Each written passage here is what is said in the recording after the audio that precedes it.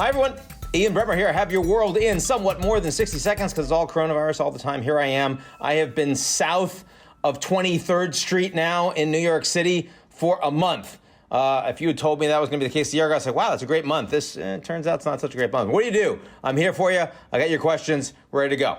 What is the COVID-19 update? Is the world on a path to recovery yet? Some of the world is. China obviously is, even though there are now secondary outbreaks. Singapore numbers are expanding significantly. Those things are making me more concerned that the ability, the resilience of this damned virus is greater than we'd expect. And it's not a waltz. It's kind of a tango. Start, step back, start, step back.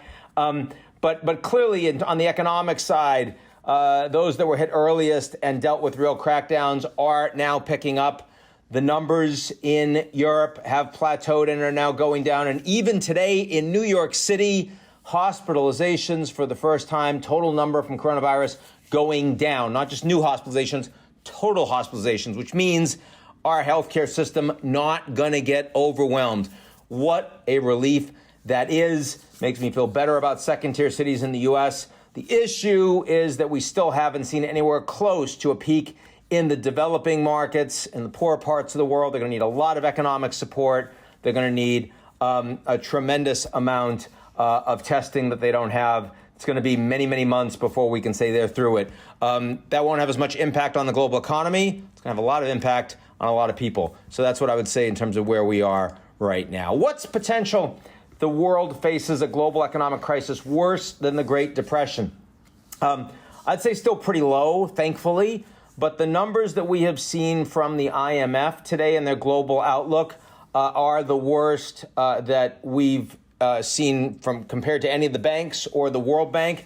The more we learn, the worse the economic impact is.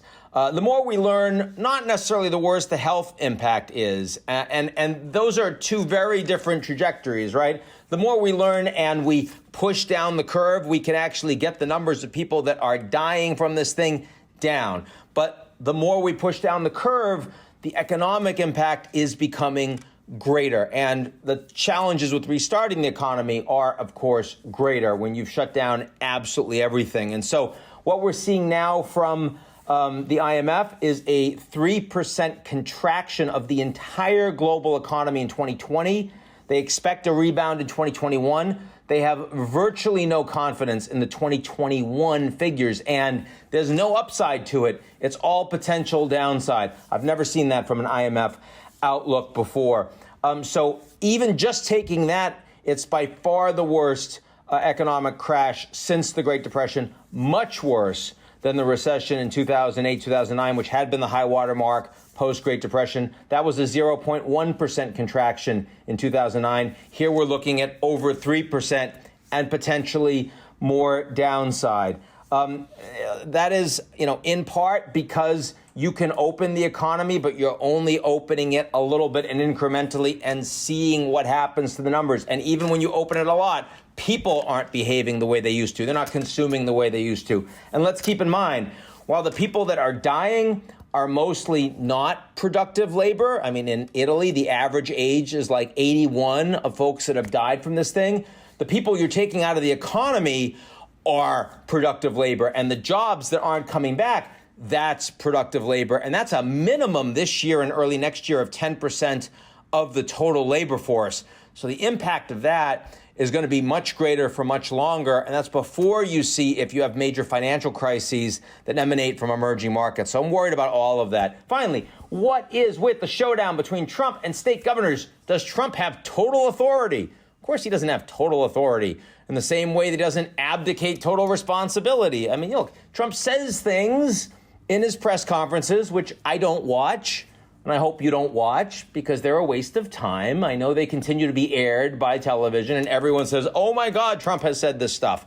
But we all know that the reality of the American system is it's a federal system, right? Which means governors matter. The school systems report to the governors. The sanitation engineers, managers, workers report to the governors, right? The fire brigade and the police forces, the governors, which means when you shut down the economy, the governors are the ones saying, we've got to shut it down. And when you reopen it, they got to say, we're going to reopen it. Now, look, Trump's president. It's very important that we say he's president. And so, if he wants to say, I'm the one that's ultimately in charge here, the buck stops here at my desk, he can say that. But the reality is that the governors are going to matter a lot more.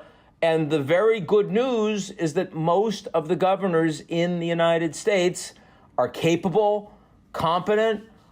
They have empathy for their citizens, and they also have bureaucracies that have expertise, and they listen to those people. And we're not just talking here about New York and California. We're also talking about Ohio and Massachusetts and Maryland. A lot of those have Republican governors, too, but they're acting effectively. There have been a few, particularly Florida, for example, as well as a couple mostly rural states that haven't had the same explosions of cases that have really not gotten with the program, and they'll probably suffer more as a consequence. But the vast majority of the country is actually being governed by pretty capable folks, and it doesn't really involve the White House all that much, and that's just fine. That's your world in more than 60 seconds. I'll be back to you guys soon.